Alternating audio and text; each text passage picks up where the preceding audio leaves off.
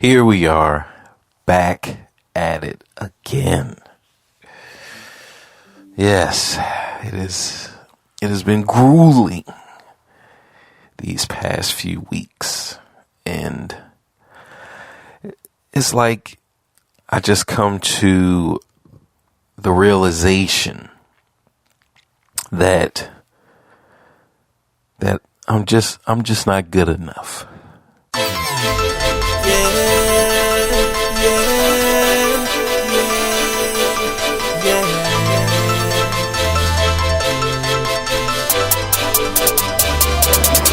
I was easy the game for you not to even know my name. I came from the bottom, but now I'm on top, and I promise to give you everything that I got. Gotta know what it means to you for me. And I know that some of you are thinking,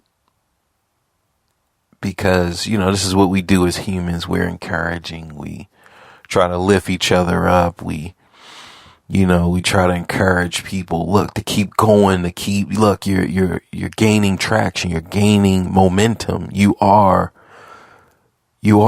getting there, right? And I would do the same thing.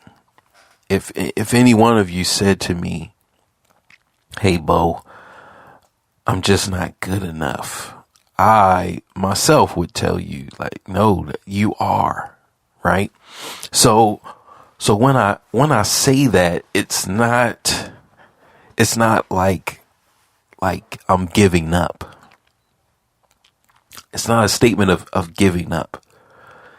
It's an acknowledgement of not being at the right place at the right time. So before we even get there, because we'll jump back. We'll jump back into this because the title of this episode is Good Enough, right? Because we have that duality of being good enough and not good enough, right? Of being a good person and being a bad person. Like we have that inside of us. So before we jump into that, let's cover what's been going on, right, throughout the week. So you guys know that I was looking for a second job, and I found one. Right now, I had a few opportunities. Well, I can't say opportunities, but a few leads. Mainly on Indeed and checking online. Now, the ideal job would be Monday through Friday, only because my other job is Monday through Friday. So then that way I would be guaranteed 2 days off. What I was trying to avoid was a job to where I'm working every day, just 7 days a week. I'm always working. And I had to let that go, right? Like I said, the ideal was Monday through Friday. So I'm jumping on Indeed. I'm jumping on all of these different websites trying to get a job, right? And the one I wanted, it was like the guy who directs planes, right?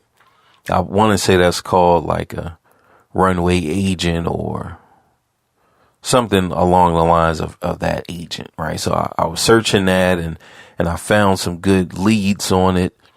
And, so as I'm trying to apply for all of these leads, and I get these calls, and all of these calls are from hiring agencies.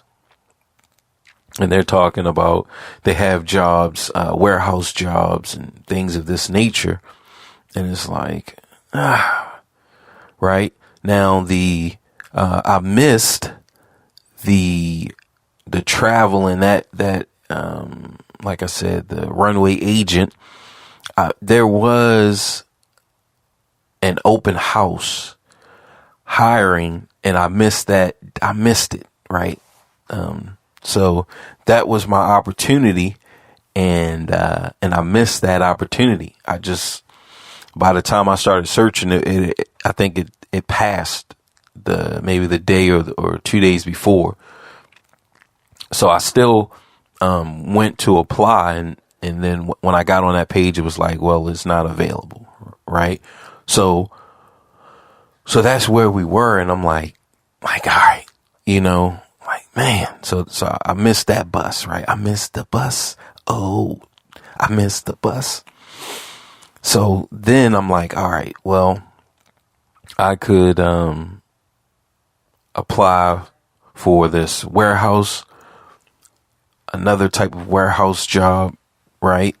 And reading the reviews and reading everything, it was like, all right, this is 4 days a week, and it's around 10 hours a day, right? And remember, this will be a second job. So I'm like, yeah, look, I'll do it. Right. And then, I get the call, and the representative or the hiring agent, they're like, it's 5 days a week, and it's from 6 a.m. until the job is done. Right now, until the job is done is not the problem, but the 6 a.m. part is the problem. So that means I would have to leave my job by like 5:30, which I don't think I will be able to leave my job by 5:30. Right. So then that's not giving me, I'm not even, like, that's not even a long night of work. So it's like, nah. So then the next job is Harris Teeter, right? Now, Harris Teeter, they have a position, and I'm like, all right, at this point, it's like, look, I just have to get the ball rolling, right? The ball rolling is better than no ball rolling. Now, this is close to my house, so I don't have to worry about traffic and traveling, and right. So that's a plus. The minus is the amount per hour. That's the problem. That's a big problem. But like I said, look, at this point, I just need to get the ball rolling, and then I can figure out, look at the numbers, right? Look at, okay, this is where I am on the numbers. This is my days off, right? From there, and then I can maneuver and find something else that's more suitable, right? But the whole idea is just get the ball rolling, and it's like, yo, that's what we got to do, right? So I go in for the interview. They're like, yeah, cool. We're going to, we got to do a background check. Then I guess sometime this week we'll do a drug test and get me in there. Look, I need to get in there a sizzle. So I need to get in there and start this phase, because like I said last week, I'm on the hurry up and wait phase. I'm on the waiting phase of this other project. So while I wait, all right, I could be doing something right now. There's still a lot, but I fell behind, just on bills. So it's like, look, I need to get caught back up. So, so I'm looking at this, Harris Teeter job. It's like, all right, with these two jobs that I got, FedEx and Harris Teeter, I'll be able to get caught up. And while getting caught up, I can search for a Monday through Friday, which I'm thinking it is going to be maybe from for the time, right? Because I really need it. The time doesn't matter as long as I'm off by, a certain time so that I can get some sleep. Right. But I'm thinking like a receptionist, which most jobs like if you think of a veterinarian or a dentist office or a medical office, some type of doctor's office, usually you only see girls, you only see women there. Right. And that's not because men are not trying to apply. Men are applying, but these type of jobs, they just hire women. They hire young women. And usually when they have the old women there, usually those older women started out as as younger women, right? So I think I'm still going to apply for those jobs. Like I just need a Monday through Friday job, and I need the wage to be higher, right? And ultimately, once this other project starts to gain momentum, then I'll quit that job, right? But in the meantime, I just got to ride it out. Now, with all of that being said, I just was watching this just now, right before I started to record. I was watching this show on the ID channel, right? So I'm watching it, and it's I came in late, so I'm not sure how it started, but I definitely would probably record it when it comes back on, just so I can see the beginning. But what happens, this is it's a domestic case where the husband or the ex-husband goes to jail. Right now, I'm not sure if he was abusing his wife or what, but he goes to jail for a little bit of time, and then he has the wife killed. Right, so he has the wife killed, and the family, his family, they're trying to get custody of the kids. Right, so they're trying to get custody of the kids. He has his wife killed, and it's just this big ordeal. And they're just going through how they locked down, how they got him, and how they brought this family to justice, and just the means that this family went through. Right, it made me think, because I think the husband, his father was the shooter. His father drove from Texas to Delaware. I think that's where the murder happened. He drove up there, right?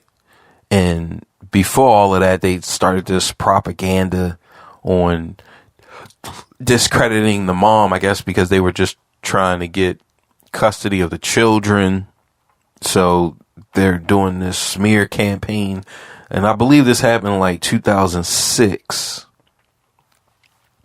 And just watching them, they took pictures, they took photos of the neighborhood. They had a realtor. They had realtors. And the realtor pretty much gave them the schematics of the house. This is the husband's family, right? They have somebody in the neighborhood that is giving the husband who was in jail, they're giving him information about his ex-wife. And in that moment, just looking at all of this work and this preparation work to kill the mother of his children, that's when I realized that I'm not good enough. Right? Like at that moment, I realized that I'm not good enough in whatever I'm doing, because for one, like, I'm not that vile, right? I'm not that bad of a person. I'm not that evil of a person to know that, hey, I'm wrong. But look, it don't matter that I'm wrong. This person, my wife, needs to die. Like I'm not evil enough. You know? I'm not bad enough. So that's the first thing for their mission, right? I'm just not good enough to do all of that. To go and find a realtor, look at my realtor friends and see who can give me information on a house, or befriend a realtor and get the schematics of the neighborhood, to kill some woman. Hey, to do a dry run. Look, all right. And this is all while I'm in jail, right? Or I put myself in the position of the mom or the father. Like I'm not evil enough to do that, right? And you got to believe that they believed that they were doing the right thing. Okay? Let's say it's because I want to say that they were using or spearheading the charge with child abuse, even like sexual child abuse, right? So that's going to be a good motivating factor for anyone to justify anything. If we say that a child is being sexually abused, well, boom, now, let the bodies hit the floor. Let the bodies hit the floor. Let the bodies hit the floor. Let the body, right? So we used, like, that is a good motivating trigger for humans in this culture, right? You say that and boom, all right. Let the bodies hit the floor. Let the bodies hit the floor. We take any school shooting, right? Any school shooting. If we can prove that all of the people who were murdered during these school shootings were going to abuse children, then we would be okay with it, right? We would be okay. We would say, oh, well, we had to save the children, right? But we're not saving the children. Like, we're not saving the children, right? But, like I said, that is a good motivating factor to get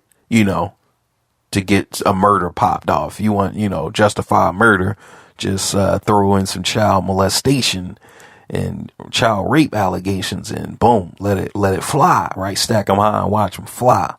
So that's what this husband used, right? Like I'm not vile enough to say that about a person, right? Man, it's, my wife, she's sexually abusing the kids, so we need to kill her. Like I'm not, like, you gotta be a certain type of person to do that. And I'm not, no, right?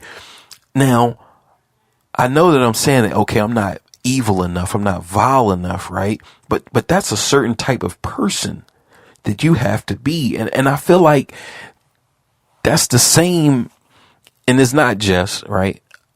But that's the type of person you gotta be. You want to be like a Gary Vaynerchuk. You want to be Joe Rogan. You want to be whoever, right? MC Hammer. Man, that's a Cain Velasquez back in the day, right? Even now, I mean, Cain, salute, right? So there's a certain type of person that you have to be, and we have to be aware that environment shapes all of that as well, right? So he uses these allegations to get the ball rolling, right? To get his family on board. And like I say, he's in jail. So we already established that, look, I'm not good enough to fulfill his role, right? I can't be him. Then we get to the parents. If I got grandkids and my child, one of my children or my child says, they're in jail for, like I said, I didn't see the beginning. So I'm not 100% sure how that went, what even kicked it off to where he's in jail. But let's say my child is in jail and they say, they say that their child, so my grandchild, is being sexually abused. Right? How would I handle that? And I know that I'm not going to, because the father died. So I guess he went up there, he killed her. I don't know if he killed himself or if he had a shootout with the cops. I'm not sure how that went. They didn't say anything because maybe I got in there maybe 15 minutes after the program started. So they never referred to the father again, right? The shooter. They never really referred to him other than maybe at the 30-minute mark saying that, okay, he was the shooter, right? So they're tying his whole family in and they say, okay, he's the shooter. So other than that, they don't really mention this crazy shootout to where he gets gunned down. So he probably didn't get gunned down, or he kills her and immediately he gets killed, right? But he's not with us. So I'm not good enough to do that, right? I know that I'm not going to gun down, and you figure, okay, he's going to sacrifice himself. Maybe they tried to get custody. They tried to bring up these allegations. They tried to do all of these things, and the government was not on their side. The government was like, look, it's no proof. What are you going to do? Now, I don't know. I don't think that I'm going to go and kill the mother, even if I believe that, if I believe what my child is saying. But again, I'm not good enough, right? There's a certain type of person that would do that. They would go in, they would kill and sacrifice themselves. Look, I'm going to jail. My wife and my daughter, they can, and eventually my son will get out of prison.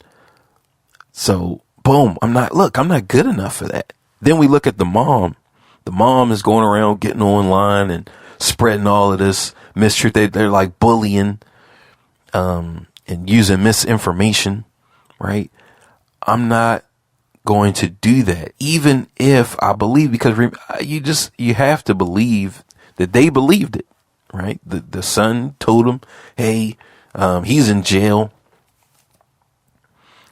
The son tells them whatever. So even if they believe it, right? And like I said, that is the spearhead is child sexual abuse, right? We know that, look, we need to end this, right?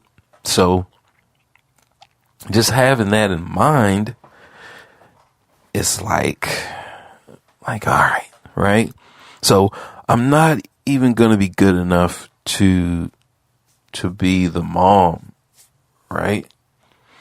Then the sister, they all were charged ultimately at the end. They all were charged and convicted of conspiracy to commit murder, and they got life in prison, right? So while I'm watching that, like I said, I'm just like, man, I'm just not good enough. There's a certain person that has this belief in something that's willing to go to the extreme. Now, looking at how it all played out, right? And this is the daughter, the surviving daughter. So there's 3 daughters, and the surviving daughter, well, all three of them survived, but two of them, they were younger. So I believe they're in foster care. So at the time of the recording of the production of that show, they were underage. So that's why they were still, being kept away. Right. And this is going to bring me to another point, because we're going to jump off of this and then we're going to jump on to Narcos, because I was watching that, which is going to give the opposite side of not being good enough. Right. Good enough. Now, the daughter that's older, who, she's not a minor. And she says that, my mom would be very upset and what is it when you're sad? I guess it would be sad, but not it could be disappointed, but she's saying that, my mom would be very disappointed, upset. She would be very sad to know that, her whole fight was to keep us together, right? Meaning her and her siblings. So her whole fight was to keep the three girls together. That's why she was doing all of this. She was doing all that to keep the three girls together, and they did not stay together. The state took them and they went into foster care. And we already know, some of you may not know, but some of you are aware of foster care and just the whole foster system, which people are people. So, I say that because, all right, you can have a bad foster family. You can have a good foster family. You just never know. People are people, right? So we hope that everything turned out okay, but look, it's cold outside. All right. It's always cold outside. So when you're in Antarctica, okay, it's always cold when you're in Antarctica. You're in the Arctics. It's always cold. And that is human existence. Human existence takes place in the Arctic. Okay, the North Pole. That's where human existence takes place. It's always cold.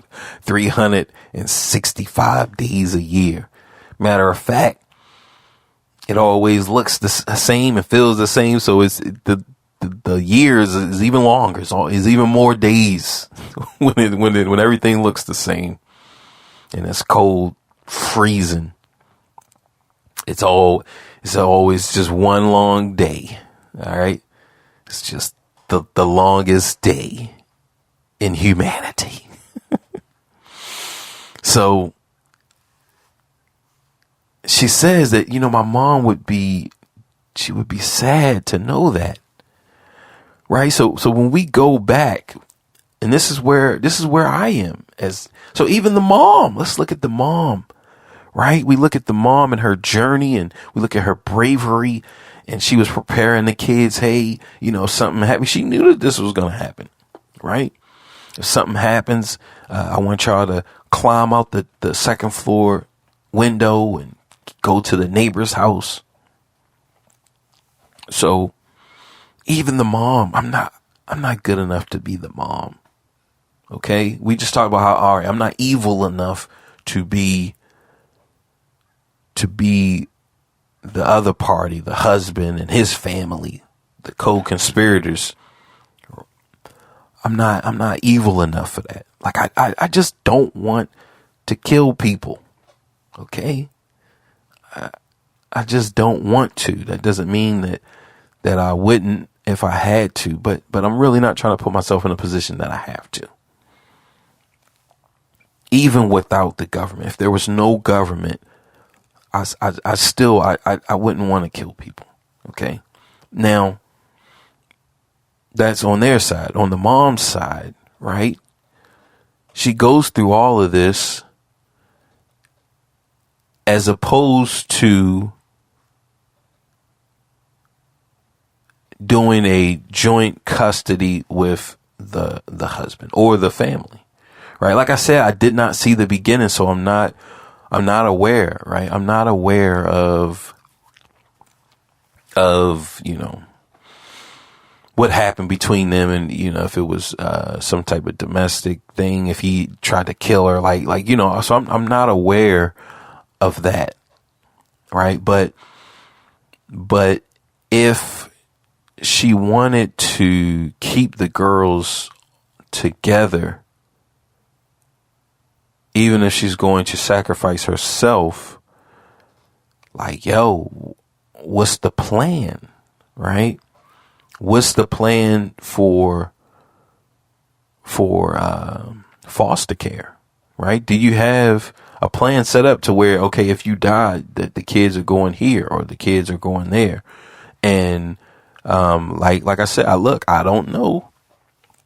She had a partner, and he was sad that they couldn't keep the girls all together. So I'm not sure what happened there. If she just didn't have any family, her mom and dad, are they gone? No brothers, no sisters, just no one, is just her, right? But something happened and boom, it's just her. Okay, so no family, and then they go into foster care. So then when we go all the way back to that point of no return that really put everything in motion, if she really thought about all of this stuff, would it have been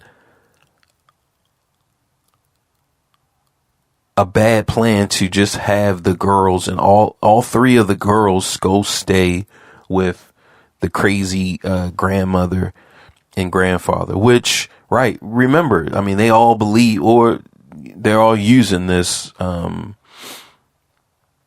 this child abuse and sexual abuse. They're using that. So I don't know if they believe it or not, but they're using it. So before all of that, would it have been as bad, right? She would maybe, right? Like, I don't know, because people are crazy, right? The son, if the son cooked all of this stuff up to get it going, right?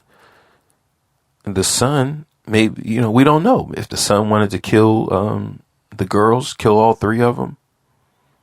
You just want to kill everybody. We know that men do that. Men will kill their children and their wife and then themselves, right? So we don't know that. We don't know that plan. But ultimately, okay, we want the children to live, right? So, like I said, I didn't see the first part, so I don't know if that was his plan, was to kill everybody and to kill himself. So I know the sister was trying to get custody, right? So could it have been done differently, even with just a written statement, taking provisions? Okay, if I'm murdered, my kids will go here and there, right? And I feel like if that's the goal, is to keep all of them together, then that should have been in the plan, because she even, she told him, hey, look, if something happened, y'all climb out the window and go over here, right?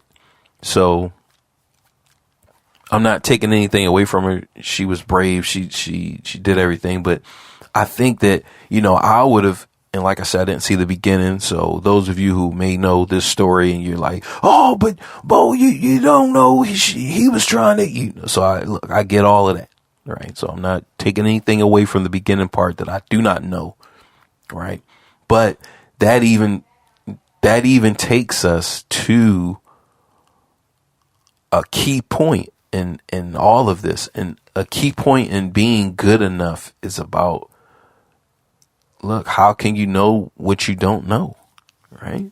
You never know what you know, or you never know what you need until you need it. That's a saying that I use a lot, and I don't use it on the podcast a lot, but just in my everyday, day-to-day conversations, it stays with me. I'm always aware that you never know what you need until you need it, right? It's hard to know what you don't know, right? It's hard to do that. And even when we look at the husband in this situation in the family, right? And we say like, yo, man, I'm not good enough to know about smearing the person's reputation, and like, I'm not good enough for that. But then we have to say, all right, what was their upbringing, right? Because if we look at their upbringing, I'm sure we would see traces of the tactics that they used on this mom and her children, right? Because when they are attacking her, they're attacking her kids as well. They was uploading videos. They're doing surveillance, right? So they're doing all of this stuff. Look, regular people are not thinking about that type of stuff, right? So this all comes from somewhere, and it comes from somewhere somebody had a job in that field doing those things. So they're taking their training and they're just applying it to the situation that they're in. Right. So even when we go back and we say we're not good enough, right? How can I know something that I don't know? You never know what you need until you need it. It's based on the training and the jobs of the family. Someone had that job. Now, like I said, I didn't see the beginning, but I promise you, just normal people are not thinking about that. They're just, look, they're not. Right? They're not.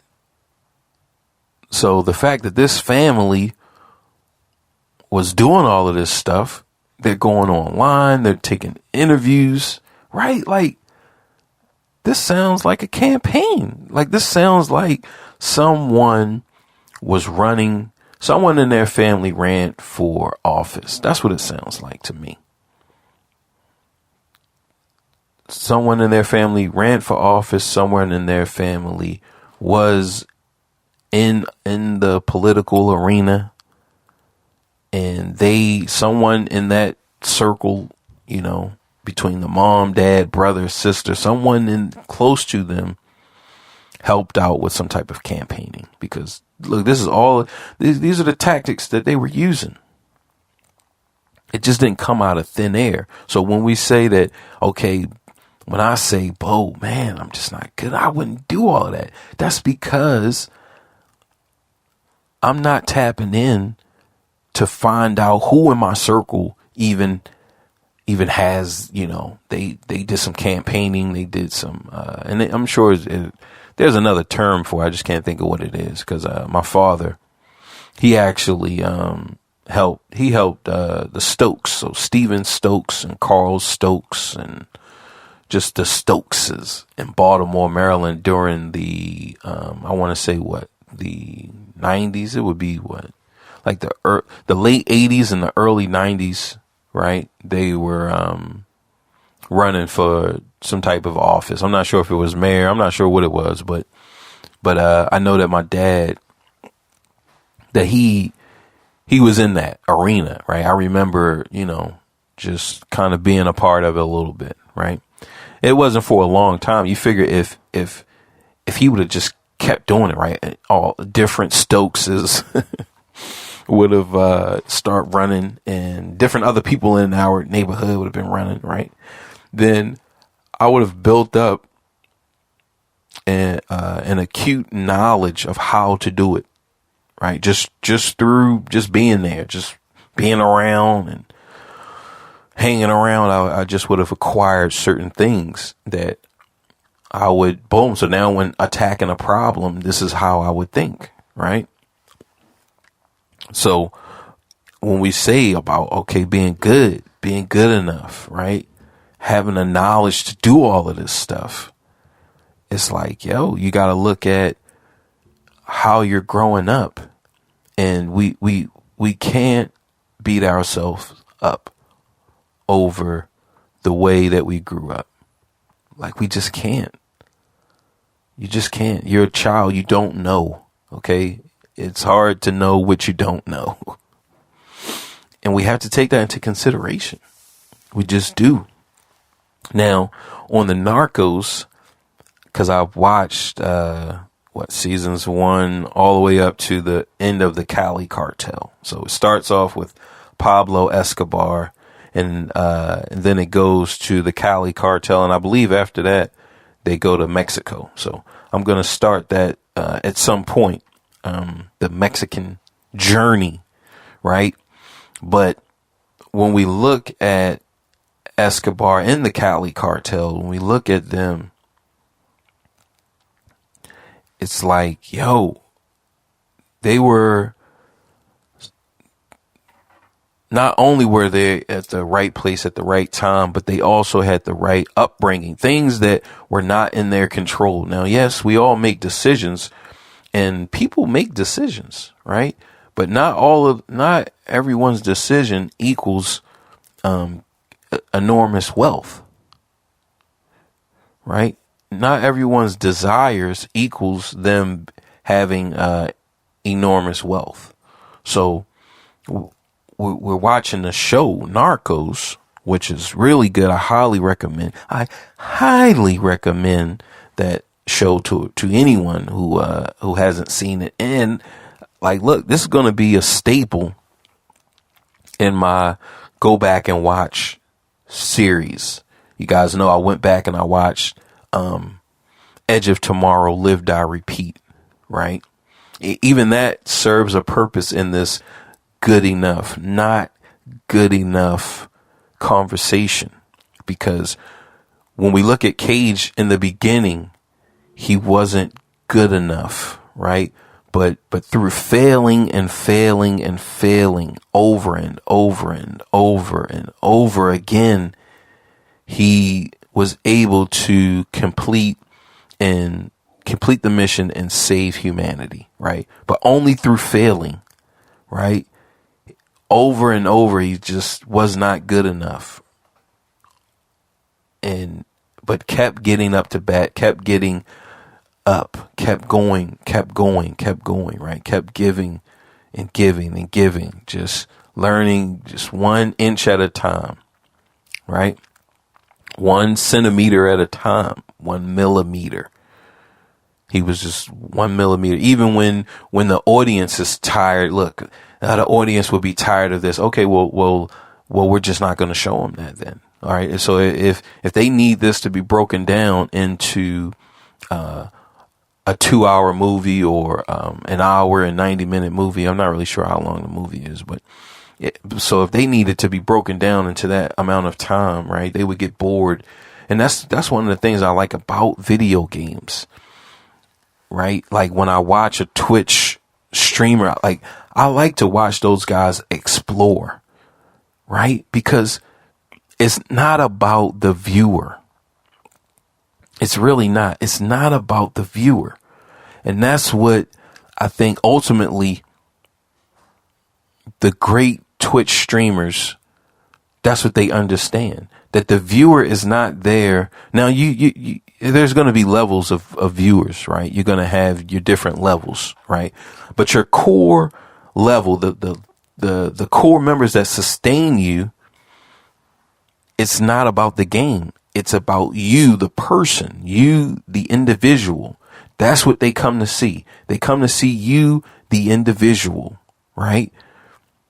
They don't care what game you're playing. Like when I watch Eris, which I haven't watched him recently only because I don't think he's been really checking up too much on Tekken. Now, see, that's the game that I like, but I just like to hear what he has to say right now. The reason why I don't watch his Call of Duty streams, which I'm going to start watching because I like watching Call of Duty. I just don't like playing it, right? I just don't like playing Call of Duty, but I like to watch it.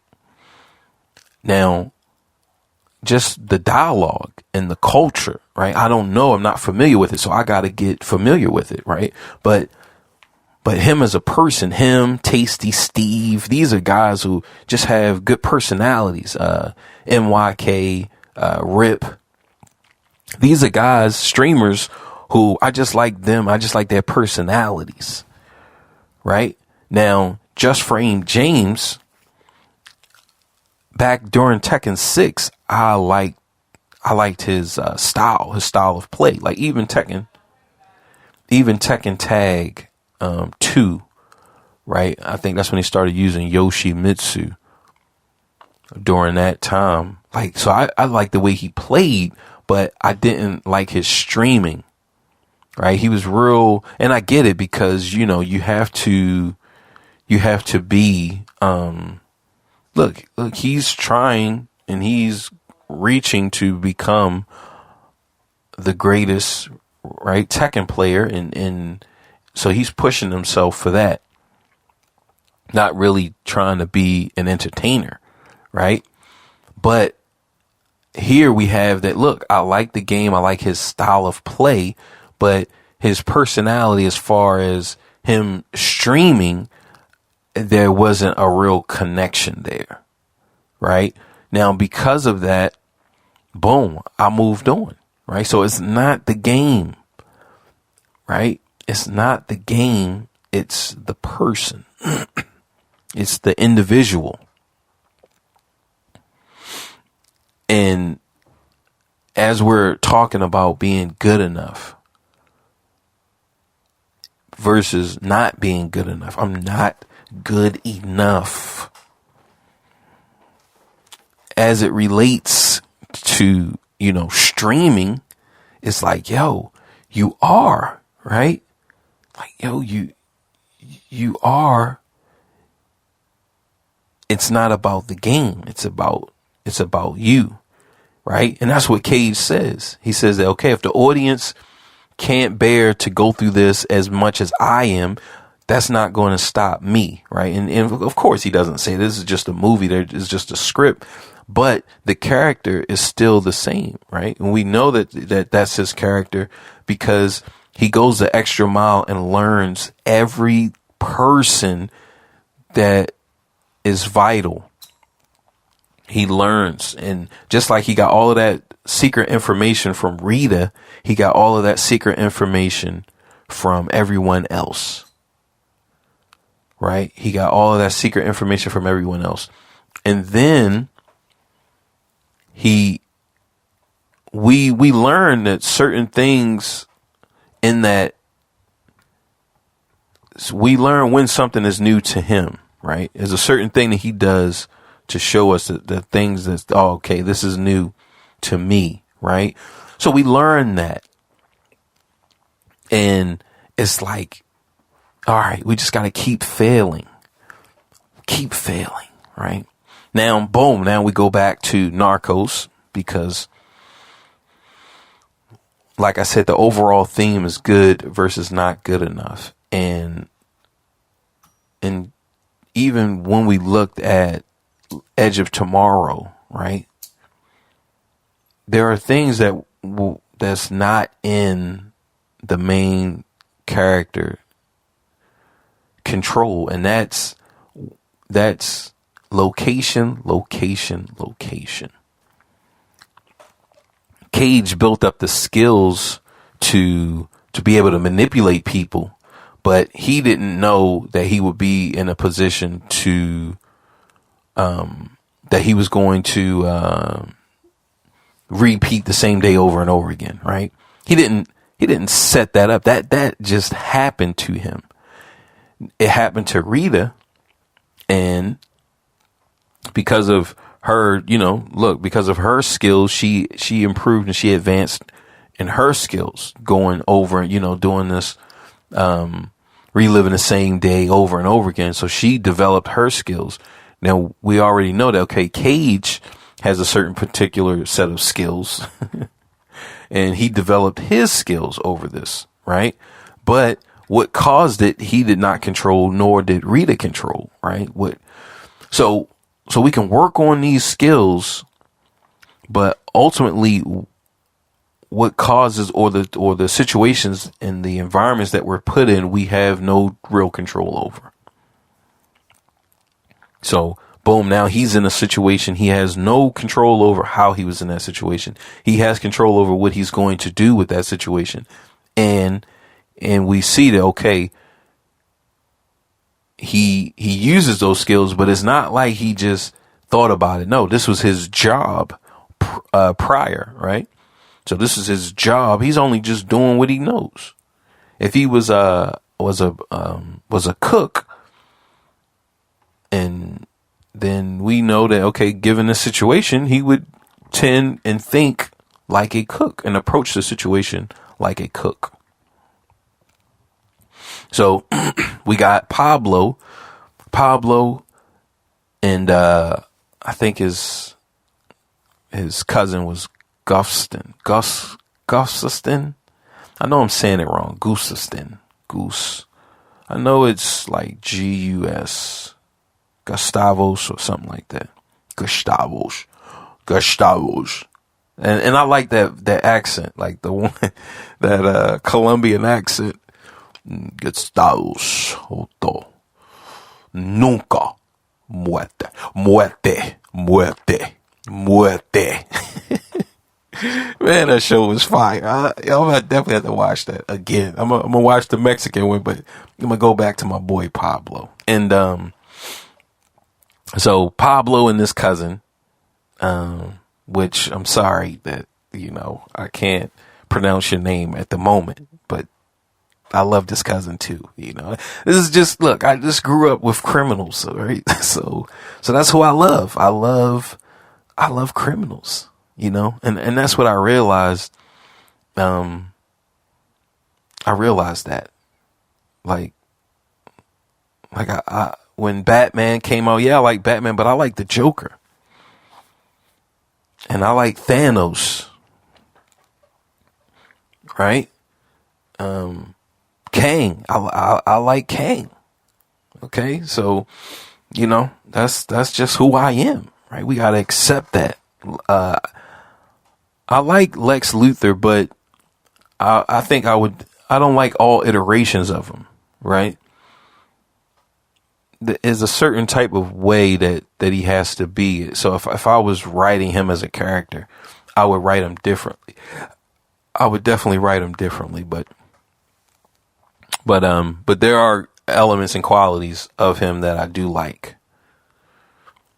So we have Pablo and his cousin, and they grow up, smuggling. This is before cocaine. So they're just smuggling alcohol. They're smuggling all these things in their small time, right? But then now they get a product, and boom, they're able to, they get the golden product. So you have, who was able to take advantage of the golden product? It was smugglers. Right? And because they were already smuggling, this was their job. They were already smuggling. Right? So when we talk about being good enough, I'm not good enough to be a Pablo Escobar. Like, he wasn't good enough to be Pablo Escobar. Right? Or the Cali cartel, right? They formed after the Medellin cartel,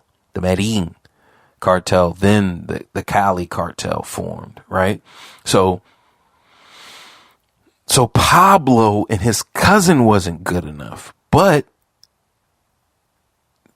through trial and error, through failing over and over and over again at importing and exporting goods,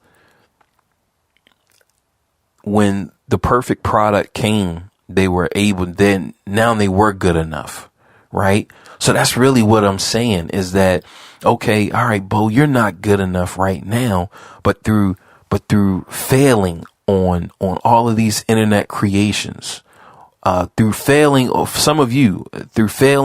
on all of your endeavors, failing through whatever this job, or failing at whatever that job, or failing, your skills are increasing. It's just 1 inch at a time. It's just 1 millimeter. It's just 1 millimeter at a time. And it's at a snail's pace, so you can't see it. You don't notice it. It's like your fingernails growing. But as long as you just hang in there, like one day you're going to look down at your hands and you're going to see that, like, yo, my fingernails are pretty long. My fingernails are ready. Freddy's done and Freddy's here. The whole wide world is filled with it. Family's not so ready. Ho, ho, ho, ho, ho, ho, ho, ho. All right, a little bit of that Nightmare on Elm Street 4 Fat Boys mix for you, for my Freddy fans. Right? So the job is preparing you, and experience is preparing us. You, me, everybody. It's preparing us. Now, Pablo and his cousin, they did not know what was that some guy was going to cook up the golden product. They didn't know that, right? But eventually, boom, the paths met, right? And that's what we have to remember. So even though I may feel like I'm not good enough, like I'm not, look, we have to look at the results, right? I probably have, I don't know, let's say 15 listeners on the podcast. I probably got 15 listeners on the podcast. I probably, on my music, that's on Spotify, Apple, wherever you get your music, right? It's everywhere, right? I probably, I think on Spotify, last time I looked, I had maybe 15, listeners, right? And this is without me, advertising, every day, but we know that we have to advertise every day, right? Because that's a part. It's about product creation and then marketing and advertising. People have to know that your product is here, right? Pablo and his cousin, they didn't make cocaine. They didn't make it, right? They were a part of the distribution network, right? That's how they got in, was distribution. And then eventually they got into product creation, right? So distribution and mastering distribution is a must for us creators of products, right? Or to find someone who can distribute, who has a knowledge of distribution. Because when we look at Pablo's story, all right, he has distribution. He has a distribution network. He can get the product from one hand to another. And then, boom, now once he figures out, okay, we need the people who can make it. Now, boom, this is hand over fist. Look, money, money, money, money. Dooch do money. Money, money, money, money. Now, if we look at it from the creator, which, I don't remember his name, but like I said, I'm going to watch it again. So this way I'll have all of this, because this is a story. I'm going to constantly talk about this, right? Once I finish the Mexican season of Narcos, or just get caught up, right? I'm finally caught up. Then I'll go back and I'll rewatch it, right? So you look at it from the creator of cocaine, his standpoint. Okay, he creates it. Now he has to get it to the people, right? So you have a creator, and then you have to get it to the people. So you need a distribution hub, right? Now, like I said, when I first started, I just feel like I'm just not good enough, because I look at all of these things and that I'm just constantly failing, and I don't have time, right? I don't have time. Like, it's not like I'm 20 years old, and there's there are 20-year-olds who are millionaires. There are 20-year-olds, they're millionaires out there. Right? People, I know some people that are making $300,000, $250,000 a day. Right? Now we look at their situation and we say, okay, well, is it sustainable? No, no, it's not. It's not sustainable. Right? And they will, look, they either going to be in jail or they're going to be dead. But that doesn't take away from the life that they're living now. Okay. I'm double the age, more than double the age. And it's like, yo, I don't have time. I think I said it in a previous episode, you know. I mean, I'm in the second half. I'm in the second half of the game. I can go at any point, like each decade I can go any day now, right? But I'm definitely at that point where it's like, yo, you know, so even some of you may be at that point in the game. And then I just have to remember Ray Kroc. And I'm going to watch that. I'm going to rewatch, I think it's called Franchise or the Ray Kroc movie. Let's see what it's called. But I definitely think I need to watch it. Okay, let's see. Founder. I think that's the name of his movie. Let's go back. The Founder. That's it.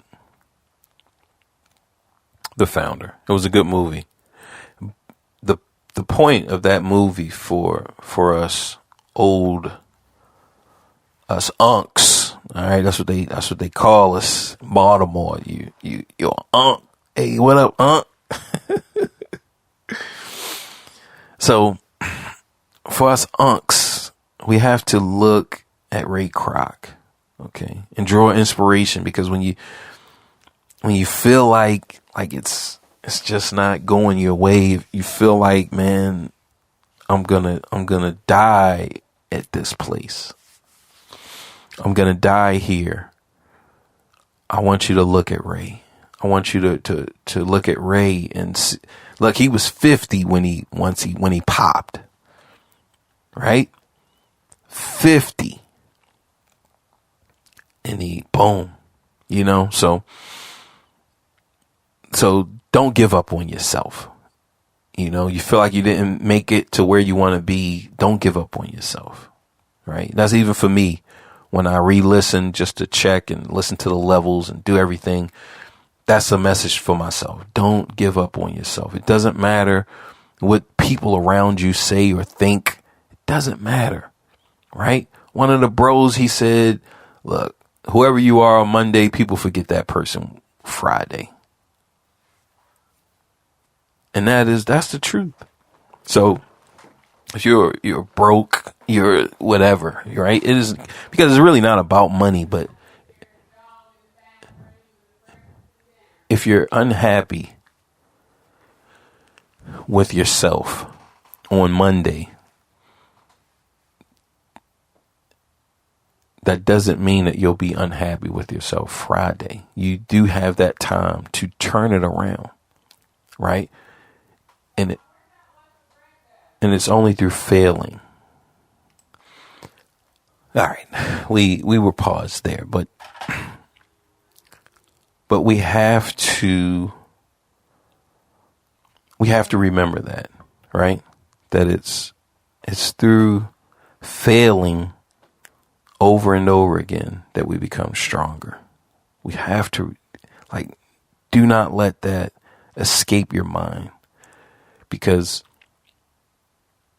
no one is good enough, right? When we look at anyone if we look at their backstory, they didn't just arrive. Everyone arrived through a process. Even me now, Whatever skills that you may see me and think that I have, I acquired these skills only through failing and failing and failing. Right? Whatever you look at and say, man, Bo, is this or that? I arrived through a process. I arrived at this point in time through a process. And you too can achieve this through a process. When we look at engineers, just anyone, it doesn't matter. Whatever we look at and we deem successful, that person arrived there through a process. And just like that family we talked about earlier, some people through their jobs acquire certain skills and they're just applying their jobs and they're applying these skills that they gained from a job and they're applying it to this field. So we look at it and we're like, man, I would have never thought of that. Man, I'm just not good enough, man. They didn't just clap their hand and out of nothing became something, right? So we have to be aware of that. We just have to watch, and we're gonna close it here. But I watched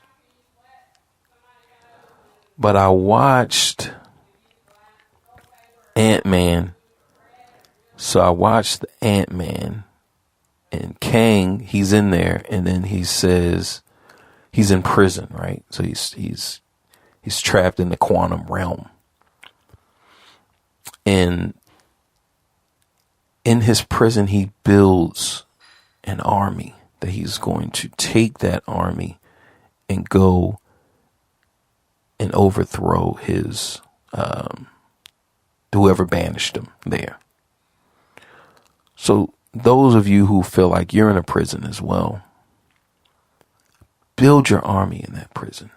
Just don't lament in prison and feel like there's no hope and there's no nothing. In that prison that you are, in that place of hopelessness that you're in, know that you have the tools to build an army in that prison. Right? That you do have that. So, what is it? I'm challenging you to build your army in the prison that you're in. This place of hopelessness, this place of despair. Build your army there because you can. And that, my friends, Reese's Pieces. Everyday life, friends and family makes up the artist's dream.